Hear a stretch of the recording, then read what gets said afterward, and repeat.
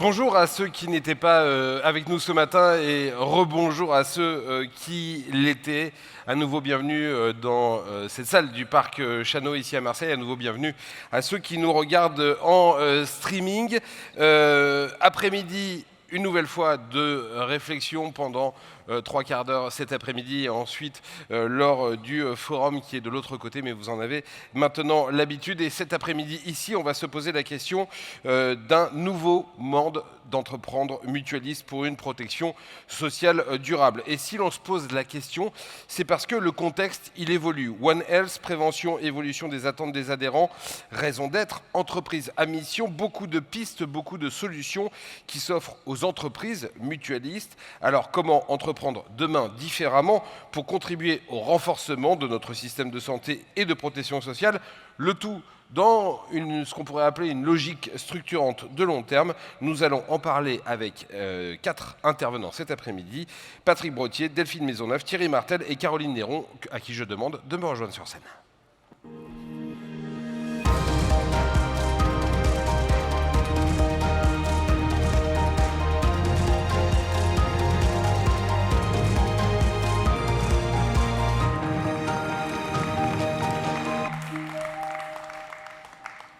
Bonjour mesdames, bonjour messieurs. Et bienvenue, je vais vous présenter Delphine Maisonneuve, vous êtes directrice générale du groupe Vive. Caroline Néron, vous êtes directrice générale de Mouvement Impact France, mouvement des entrepreneurs sociaux et solidaires. Nous sommes également avec Thierry Martel, président de l'AAM, Association des assureurs mutualistes et directeur général de Groupama, et Patrick Brottier, le président d'Aesio Mutuel. Patrick Brottier, on va peut-être commencer ensemble. Juste avant de vous poser une question, je rappelle que vous qui êtes dans la salle, vous pouvez poser vos questions aux intervenants via l'application, vous en avez maintenant l'habitude, et je les poserai soit au cours du débat, soit lors du temps que l'on réservera à la fin. En tout cas, n'hésitez pas à le faire dès maintenant. Patrick Brottier, donc. Je l'ai dit, hein, on parle d'un nouveau monde d'entreprendre pour une protection sociale durable. Est-ce que vous voulez nous dire, je ne suis pas sûr qu'il y ait une définition, est-ce que vous voulez nous dire ce que c'est pour vous une protection sociale durable ? Bonjour à toutes et à tous. Avec le micro, parce que sinon on vous entend. C'est mieux. Bonjour à toutes et à tous. Je vais essayer en tout cas.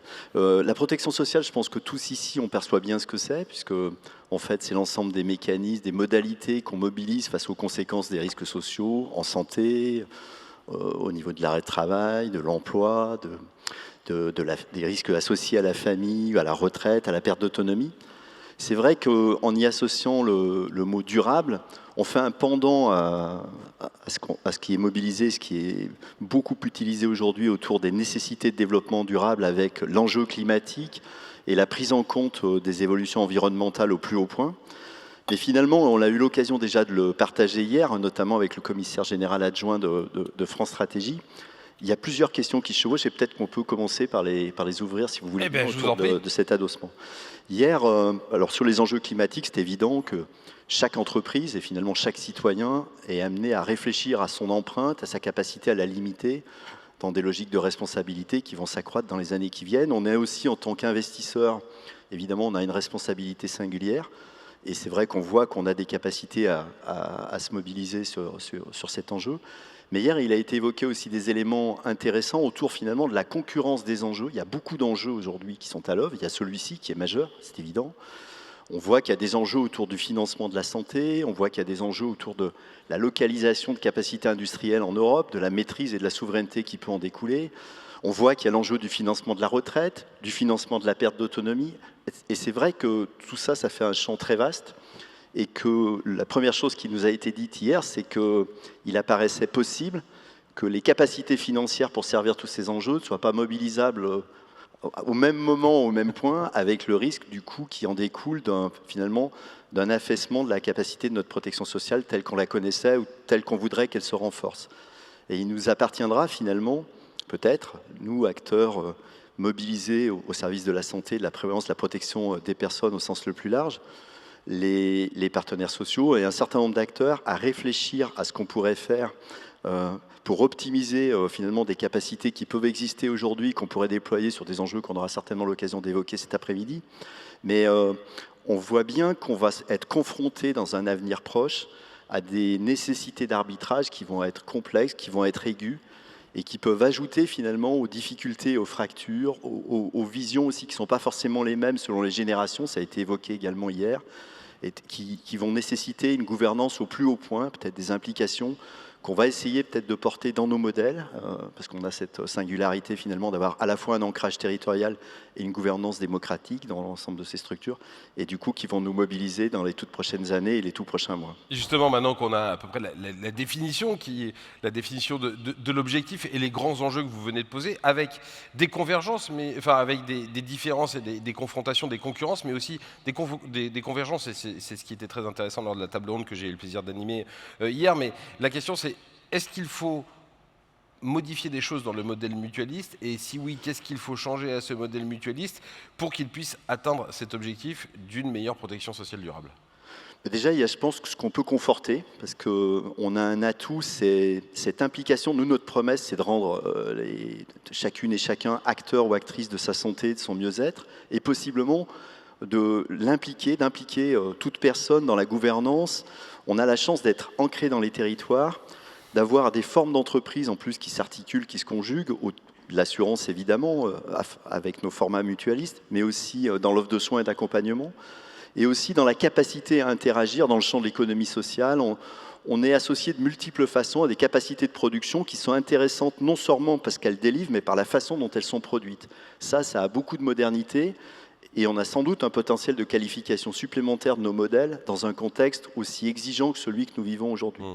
Après, on a des nécessités de transformation. Je vais en citer quelques-unes en écho, là aussi, à des questions qui ont pu être posées ou qui, ce matin, voilà, vous voyez qu'on vous a suivi plus au point. Mais par exemple, on a à plusieurs moments évoqué la question on est dans des formats démocratiques auxquels on est très attaché, mais on est aussi avec la volonté d'avoir des gouvernances qui soient le reflet de la population qu'on adresse, qu'on protège, qui est impliquée.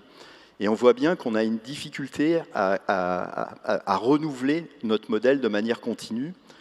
Peut-être parmi les leviers qu'on pourrait envisager. Moi, j'avais été frappé en discutant avec le dirigeant d'une grande association.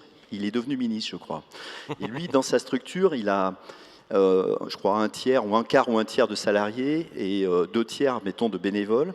Et je lui posais la question, est-ce que vous êtes confronté, vous aussi, soit à une crise de vocation, soit à des difficultés à mobiliser? Il me disait non, mais par contre, le monde a changé. On va avoir, par exemple, une crise qui va générer une indignation, une envie d'aider, une envie de se... Et du coup, on va avoir une implication qui va découler de cette crise. Mais l'implication, elle va être discontinue, alors que la motivation, elle, est continue. Et finalement, il est de notre responsabilité, parce que ça, c'est un fait générationnel, c'est un fait de société aussi, de faire évoluer nos modèles. Et du coup, dans les territoires, on a particulièrement la possibilité de le faire, parce qu'on peut proposer des implications, on peut proposer des mobilisations, qui vont donner à toute personne qui serait motivée finalement pour s'engager, des points d'entrée qui certes seront peut-être pas continus comme ça a pu l'être dans les générations précédentes, mais qui vont créer un lien pour renouveler petit à petit nos gouvernances. Donc on a ces capacités-là. On a aussi, au plus haut point, on est des têtes chercheuses aussi avec nos modèles, puisqu'on conjugue des capacités d'entreprise, entreprises d'assurance, entreprises qui sont dans l'offre de soins et d'accompagnement.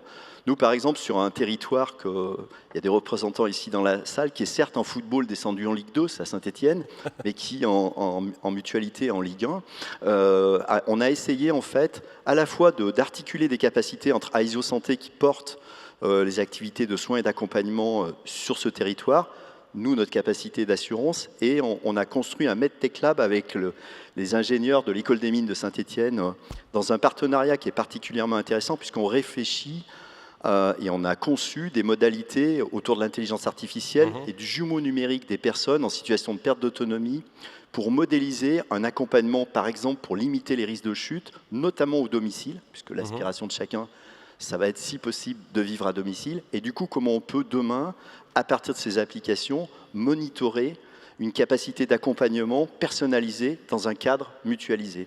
Je trouve que c'est illustratif de capacités qui sont fortes dans notre mouvement, dans nos entreprises, et qu'il va nous falloir développer. Donc on voit que finalement cet éventuel nouveau mode d'entreprendre, il est multimodal, il y a plein de choses à prendre en compte, à la fois des partenariats comme celui que vous venez d'évoquer, mais aussi la capacité à recruter des bénéficiaires, à impliquer les jeunes. J'ai envie de me tourner vers Caroline Néron pour qu'on ait un peu un point de vue extérieur à tout ça.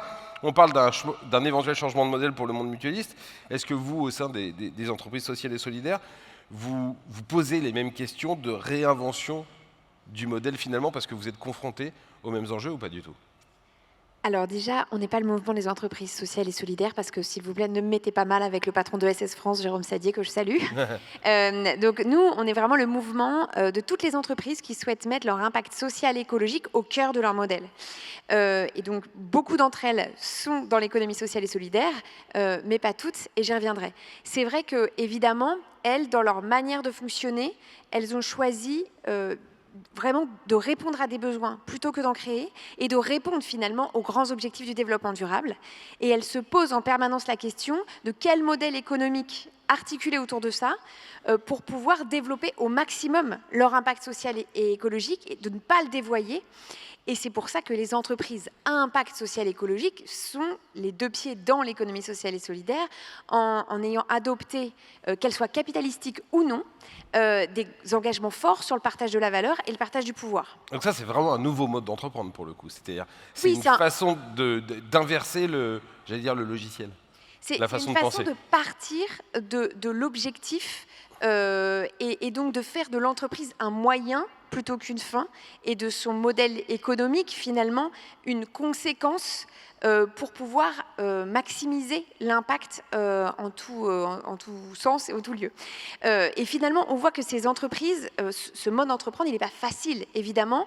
Il y a pas mal de contraintes, il a dû s'inventer, se réinventer, même s'il passe par, encore une fois, de bases solides en France, hein, parce qu'on est un des pays leaders sur, par exemple, la finance solidaire, qui a énormément poussé et encouragé ce mode d'entreprendre.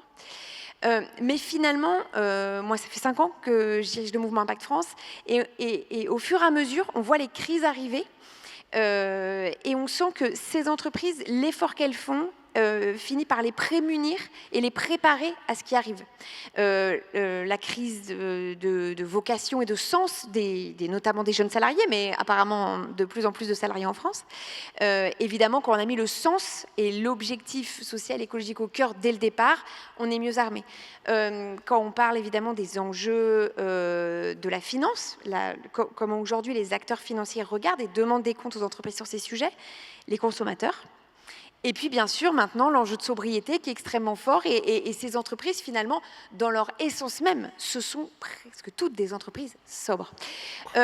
Finalement, ce qu'elles peuvent aussi, et ce sur quoi elles échangent, je pense, aujourd'hui très bien avec les mutuelles et le monde mutualiste, c'est sur deux points. C'est sur une vision renouvelée et à 360 de ce que c'est que l'impact social écologique.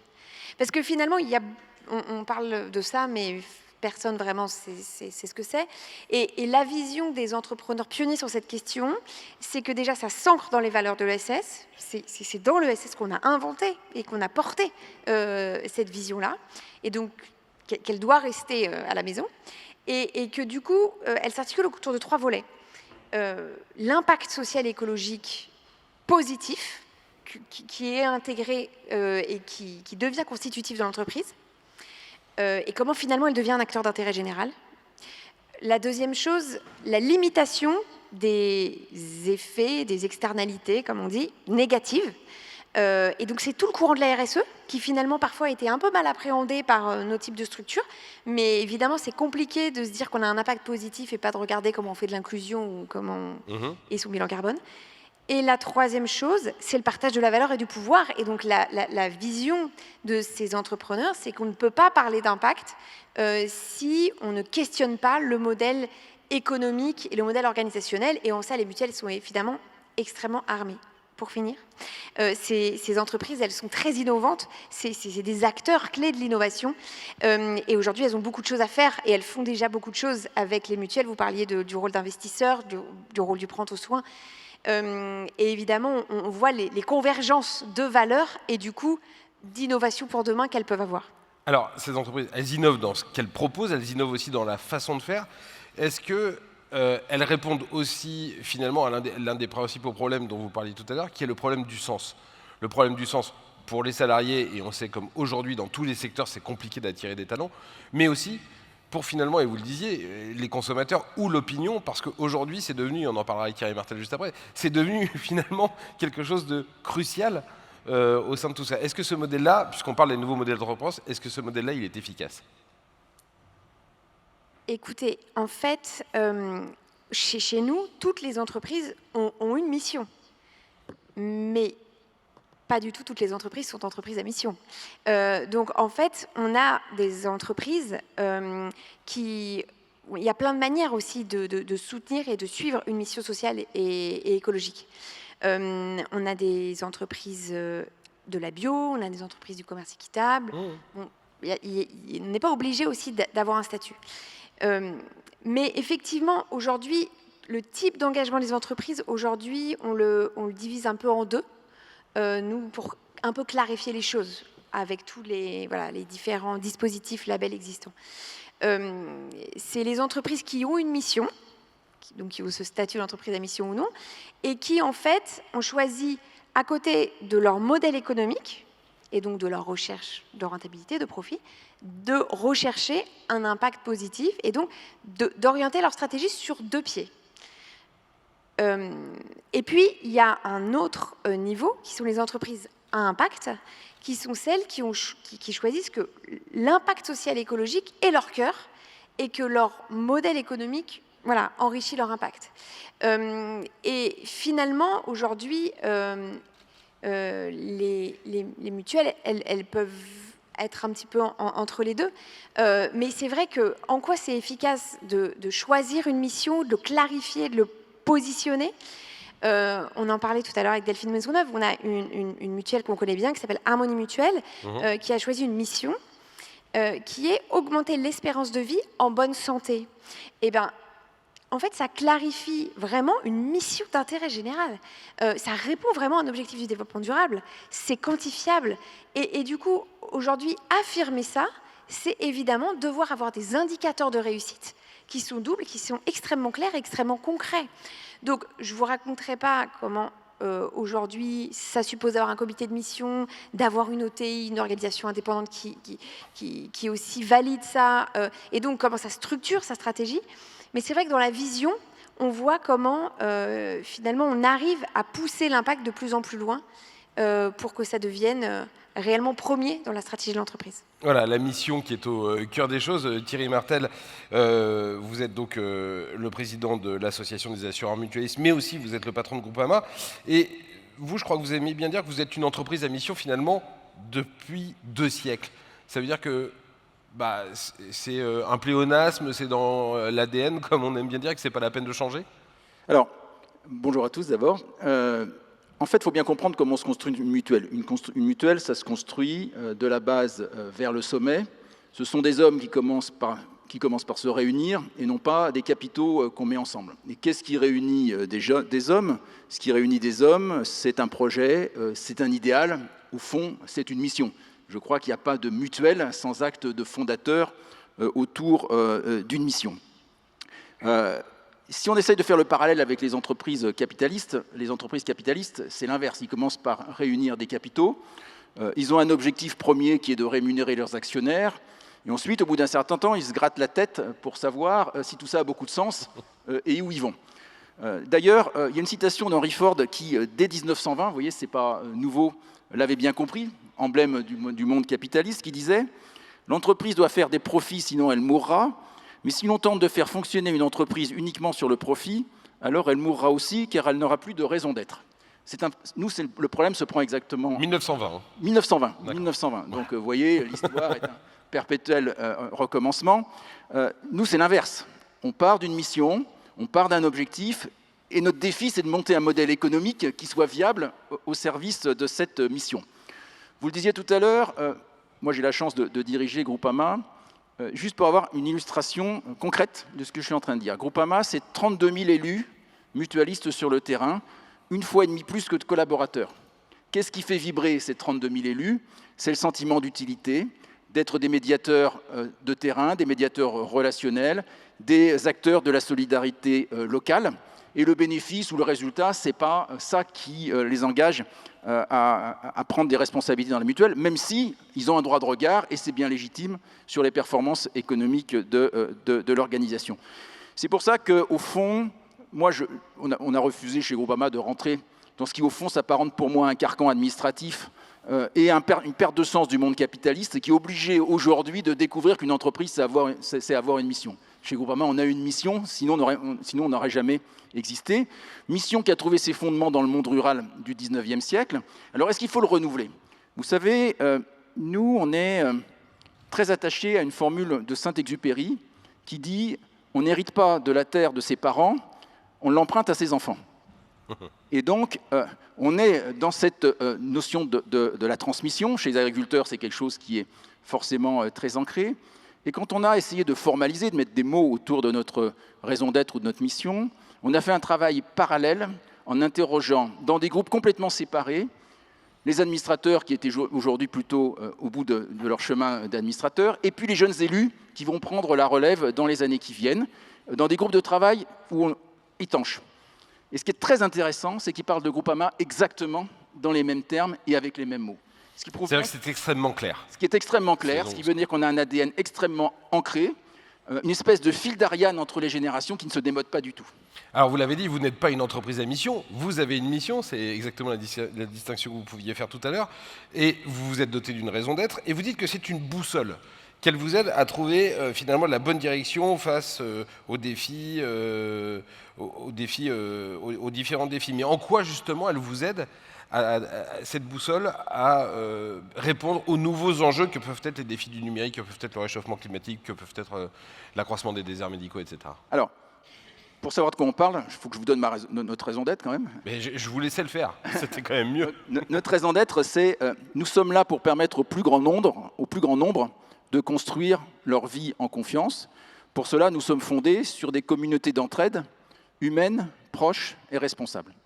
Donc je pense qu'à travers ces deux phrases, beaucoup de choses sont dites, c'est-à-dire que, à la différence d'une entreprise capitaliste qui va concevoir des produits et qui ensuite va se poser la question de savoir comment il les vend et comment il les met en marché, nous, c'est exactement la démarche inverse. On est à l'écoute du terrain, on essaye de comprendre ce que sont les préoccupations de nos sociétaires. 32 000 personnes élues qui ont accepté de jouer finalement ce rôle de panel gratuit. C'est une prise de température du terrain extrêmement intéressante, extrêmement riche. Et depuis la création de la mutuelle, on a toujours été pionniers dans la mise en place de solutions qui répondaient aux besoins concrets des clients. Je ne vais pas les passer tous en revue, mais on a été pionniers, par exemple, dans la généralisation de l'assistance, on a été pionniers dans l'assurance corporelle des conducteurs, parce qu'autrefois, tout le monde était assuré dans la voiture, sauf le conducteur, et personne ne le savait forcément bien. On a été les premiers à mettre en place des réseaux de soins, on a été les premiers à promouvoir la réparation de nature, toujours en disant, au fond, c'est quoi le quotidien de nos sociétaires et de quoi ont-ils besoin concrètement quand ils s'adressent à notre maison. Alors, vous voyez bien que, évidemment, les besoins et les modes de vie évoluent. Et pour reprendre rapidement les 3 points que vous avez cités, le digital. Le digital, c'est clair qu'aujourd'hui, on ne peut pas en faire l'impasse. Et donc, nous offrons toutes les possibilités que le digital permet en termes de flexibilité, de souplesse, de plage d'ouverture à nos clients. Pour autant, vous aurez observé, quand vous promenez dans la France, qu'aucune agence Groupama n'a disparu. Nous avons gardé les agences, pourquoi? Parce que nos sociétaires sont attachés à avoir un lieu de vie, à avoir une personne humaine à qui ils peuvent s'adresser. On a dans notre portefeuille beaucoup d'anciens, pour qui passer dans l'agence, ça fait partie aussi de leur vie sociale. Et donc on a été très attachés à garder ces points de vente. Et on n'a pas demandé à nos sociétaires de s'adapter au digital, c'est nous qui avons changé le travail de nos collaborateurs pour s'adapter effectivement à ce que souhaitent nos clients. Sur le deuxième exemple, le réchauffement climatique.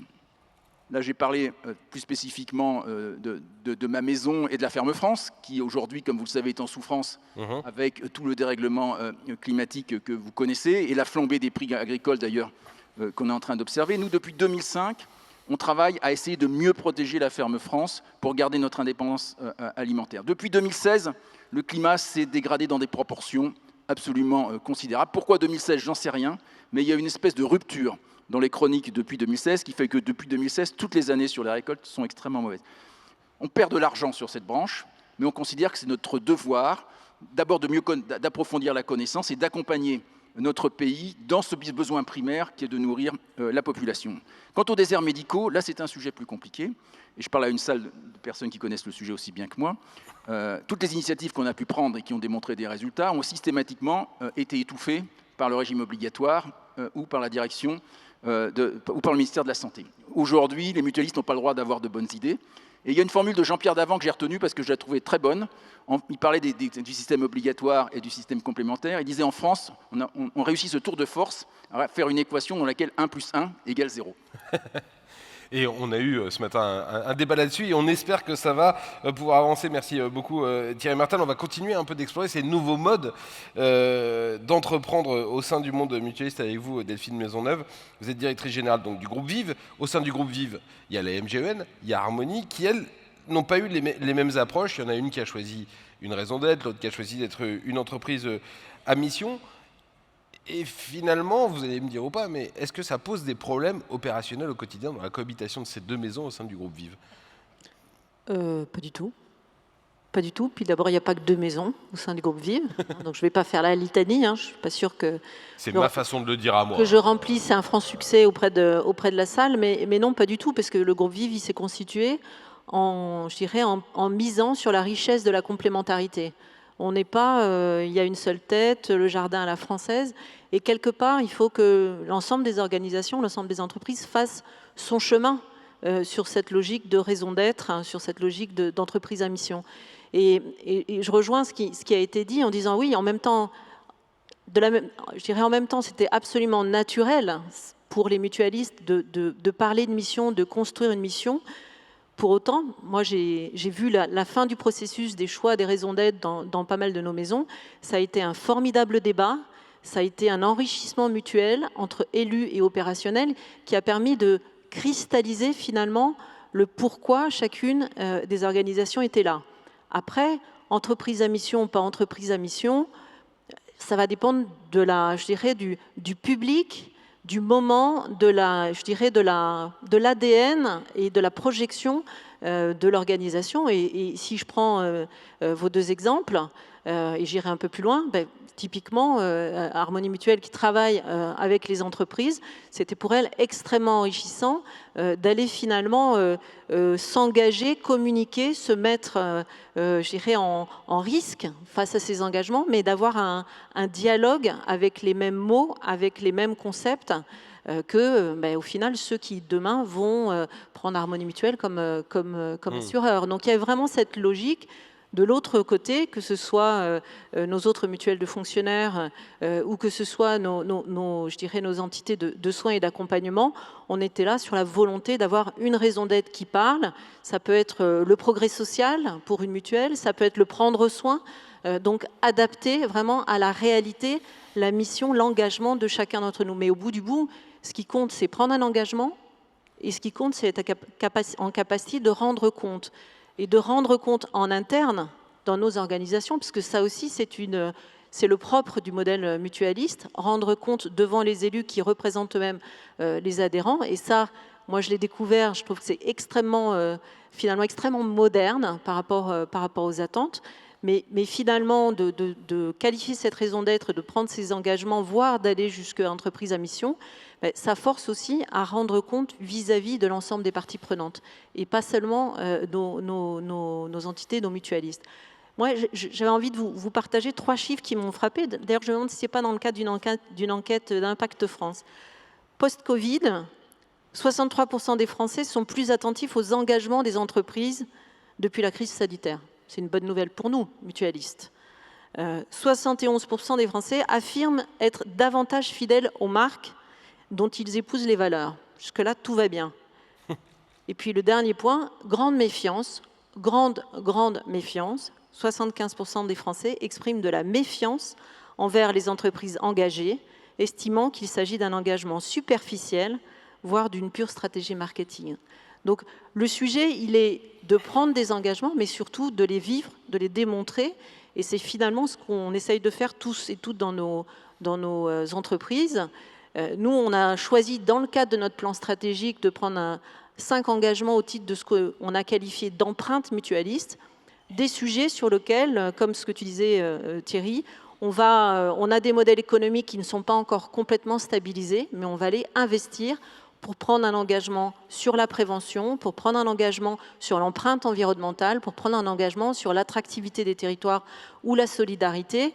Et finalement, je dirais, derrière la diversité des entités et des maisons qui composent notre groupe, mais on est complètement aligné sur la nécessité et la volonté de prendre cet engagement public, de le mesurer et d'être en capacité de démontrer notre utilité au fil du temps. Il est très intéressant, les 3 chiffres que vous avez donnés sont très intéressants. 75% disent que, en gros, c'est de la com. Comment on fait pour que, quand on a une raison d'être, quand on est une entreprise à mission et que c'est un engagement sincère, on arrive justement à le communiquer. On arrive à communiquer cette sincérité, que ce soit pas pris. Avant, il y avait le greenwashing, maintenant, il y a le social washing, c'est-à-dire des gens qui estiment que, justement, tout ceci n'est que de la com. C'est quoi les clés? C'est très dur de montrer qu'on est sincère. C'est très dur.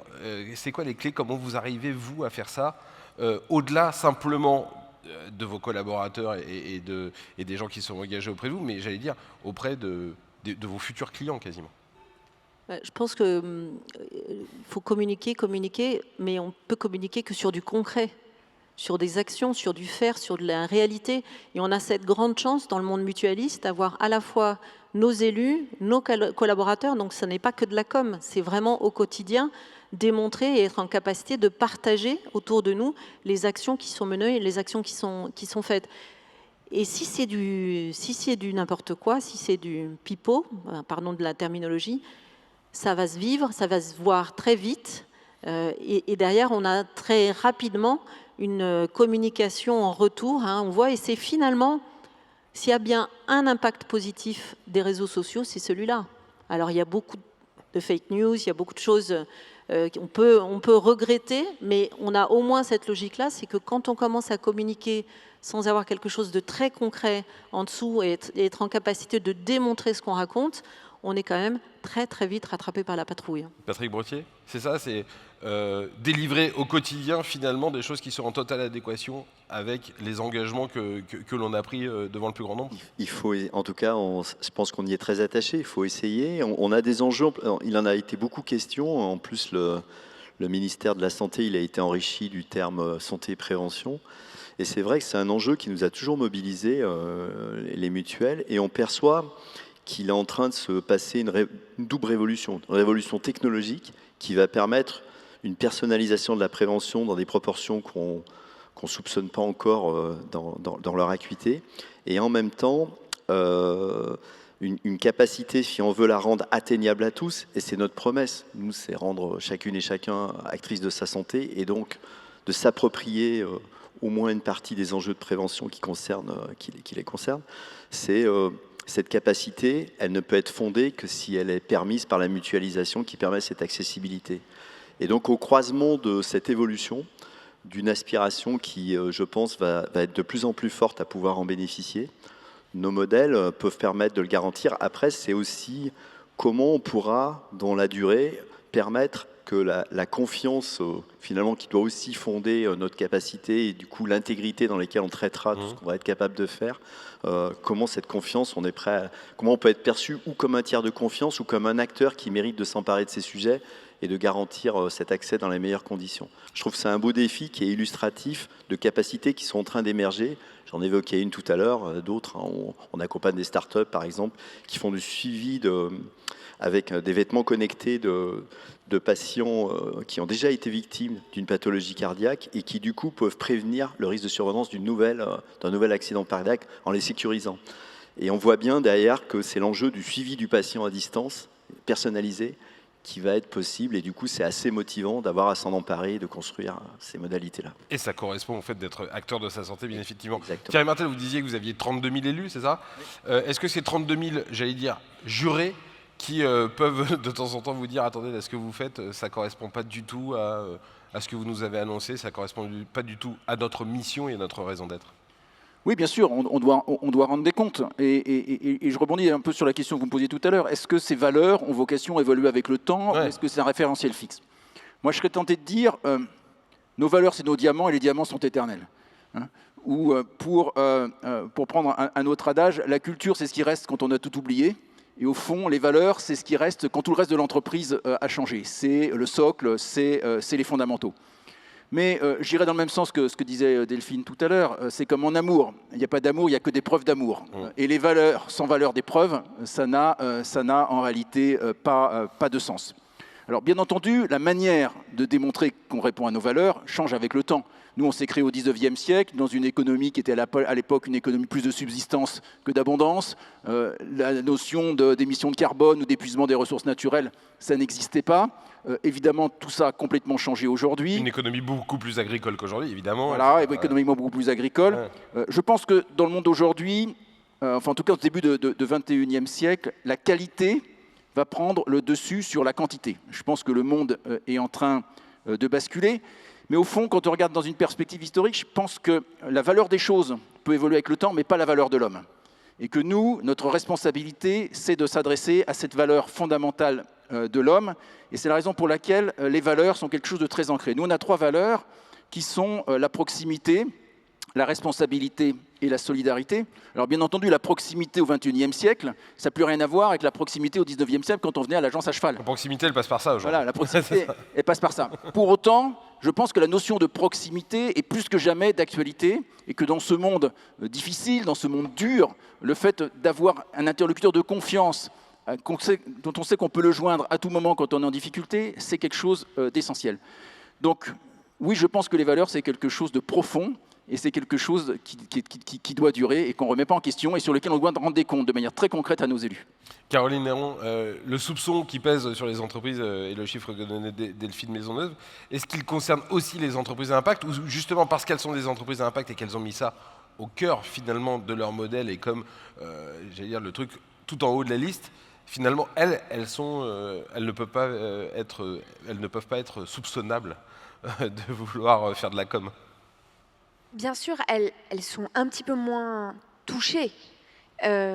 Mais quand même, si on a fait cette étude, c'est pas pour rien. On l'a faite justement pour montrer que si on siffle pas la fin de la récré sur les faux labels, les peintures en vert ou en rouge sur le social, c'est compliqué quand même pour des acteurs qui sont de fait presque en distorsion de concurrence négative parce qu'ils s'occupent des autres, parce que du coup, vous avez parlé de plein de choses qui coûtent cher, être à côté, être présent, garder du physique.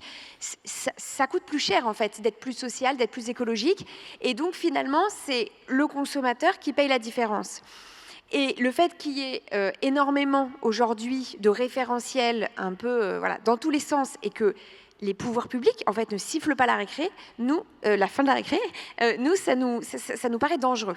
Et par exemple, il y a un exemple très concret qui est la bio. La bio c'est extrêmement développé ces 10 dernières années. La nourriture bio, on va dire. La nourriture bio, excusez-moi, derrière le label bio. Et donc, une croissance incroyable, une confiance, et finalement qui arrivait à expliquer le gap financier dans une certaine mesure. Parce que ça reste pas une certaine qualité, on payait le fait que c'était plus compliqué à produire, etc. Et en fait, ces derniers mois, ces dernières années, quand même, il y a un retournement extrêmement fort. Et qui est lié, bien sûr, à la crise du pouvoir d'achat, mais qui n'est pas lié qu'à ça, qui est lié à une grosse défiance sur la bio, parce qu'en fait, le label n'est pas assez solide. Et donc, les gens se disent, en fait, on ne sait pas trop ce qu'il y a dedans. Et du coup, nous, notre message, c'est qu'il faut développer des référentiels de performance, comme les référentiels de performance économique, tout le monde les connaît, ou au moins beaucoup de gens qui sont dans cette salle, des référentiels de performance écologique et sociale qui soient clairs, qui soient à peu près les mêmes pour tout le monde. Et par exemple, sur des enjeux RSE, on a commencé à avancer, mais il faut aller quand même plus loin. Donc on parle d'entreprise à mission, donc de participation à des enjeux socio-écologiques, comment c'est valorisé ou pas, et puis partage de la valeur, partage du pouvoir, ça reste quand même quelque chose de central. La manière de fonctionner mutualiste, on sait par exemple qu'elle est peu ou mal connue, même par les clients. On a compris vaguement, et il y a un enjeu aujourd'hui que les choses soient clarifiées sur les engagements des entreprises. Et on sent que les pouvoirs publics n'ont pas obligatoirement envie de beaucoup le faire parce que ça supposerait peut-être de faire évoluer la manière dont on travaille et dont on soutient certaines entreprises par rapport à d'autres. Celles qui prennent en compte l'intérêt général, peut-être aurait vocation à être plus soutenu, plus aidé ou avoir des points de compétitivité supplémentaires. Un système de bonus-malus, mais en tout cas, il y a un truc qui est sûr, c'est qu'il faut, d'après ce que vous dites, avoir un juge de paix et être capable d'objectiver. Il nous reste 3 minutes. J'ai envie de vous poser la question à chacun, vous qui représentez le monde mutualiste. Aujourd'hui, toutes les boîtes se donnent d'une raison d'être. Toutes les entreprises du CAC 40 en ont une ou sont en train de travailler dessus. Certaines sont devenues des entreprises à mission, etc., etc. Qu'est-ce qui fait encore la différence entre un géant de l'assurance qui peut être coté au CAC 40 et vous, Delphine Maisonneuve? Alors, il y a bien un géant de l'assurance que je connais un peu. Donc, je vais vous donner un peu mon retour, en fait, ma surprise. Ce qui fait la différence, au final, c'est ce que tu disais un peu, c'est de savoir ce qu'on met en premier et ce qu'on met en deuxième. Et je crois que ce qu'on trouve dans la mutualité, c'est qu'en premier, c'est la mission. Et en deuxième, c'est de la performance économique qui permet d'impacter au maximum, d'apporter cet impact positif au maximum. Donc, en premier, la mission. En deuxième, la performance économique au service d'eux. Ça, c'est une grande, grande différence. Mais je regrette beaucoup, aujourd'hui encore, que cette différence, elle soit totalement inconnue en dehors du monde mutualiste. Donc je pense que tout l'intérêt de ces démarches, de prendre des engagements, de dialoguer avec d'autres parties, je dirais, de l'économie sociale et solidaire, de dialoguer avec les pouvoirs publics, etc., c'est pour expliquer ce fait et de se dire, c'est pas parce qu'on met la mission avant l'économique qu'on est des bisounours et qu'on n'est pas performant, on ne fait pas bien notre métier. Au contraire, on le fait très très bien, on est très performant, on est très soucieux de nos modèles économiques, mais c'est au service d'eux. Et ça fait toute la différence. Patrick Brossier. Je pourrais dire la même chose, mais je pense que ce qui est aussi important, et ça a été évoqué également dans l'histoire de Groupama, c'est qu'on est né des territoires, et du coup on sent très bien que dans les années qui viennent, le territoire, ça va être aussi le terrain de jeu pour faire bouger les lignes, pour créer des implications, pour créer de la coproduction. Nous, on est acteurs de l'ESS, on est nativement habitués à travailler dans ces modes-là, à être capable de s'inscrire dans des écosystèmes. Et je crois que dans nos formes de gouvernance, avec leur dimension nationale, aussi bien opérationnelle que politique, et leur dimension au plan local, avec des capacités d'action concrètes qui ont peu d'équivalent, elles vont être précieuses et elles pourront nous permettre de montrer en quoi finalement nos modèles ont une capacité peut-être supplémentaire de créer de la valeur et de la partager. Priorité, gouvernance, Thierry Martel?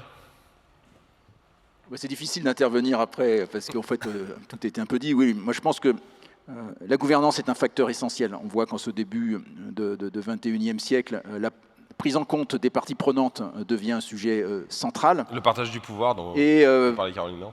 Moi je dirais que le mutualisme tel qu'on a pu le construire, en tout cas dans notre maison, on était précurseur des réseaux sociaux en fait. Groupama, c'est quoi? C'est un immense réseau social qui s'est ensuite constitué en organisation économique et qu'on doit d'abord rendre des comptes sur notre raison d'être et sur notre mission. Et comme le disait Delphine, la performance économique, elle est là pour apporter le meilleur rapport qualité-prix en toute transparence et donner à nos sociétaires un juste retour du prix des choses en étant en permanence en situation de rendre des comptes sur le fait qu'on a accompli notre mission.